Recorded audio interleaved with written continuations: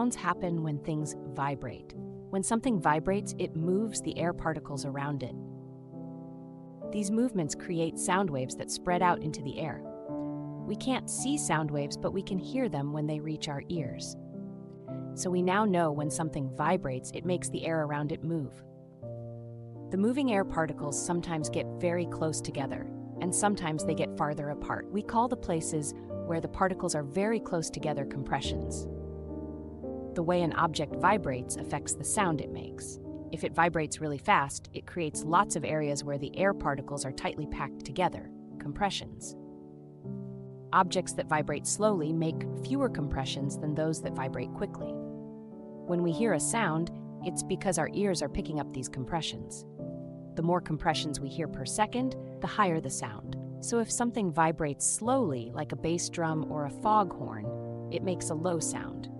But if it vibrates quickly, like a violin or a whistle, it makes a high sound. The tone of a sound tells us if it is high or low. When we hear a sound with lots of compressions reaching our ears every second, it has a high tone. So if there are many compressions, the sound will be high-pitched. If there are fewer compressions, the sound will be lower-pitched. Sounds can be different in many ways, not just their tone. They can be quiet like a whisper or loud like a scream. The loudness of a sound is called its volume. The force of air hitting our eardrum in the middle ear creates the sound we hear.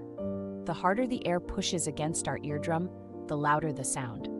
Our ear has three parts: the outer ear, the middle ear, and the inner ear. The outer ear catches sound waves and sends them to the eardrum. When the eardrum vibrates, it makes three tiny bones in the middle ear move. These bones change the sound waves into electrical signals.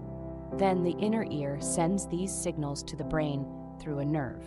The brain receives these signals and turns them into the sounds we hear.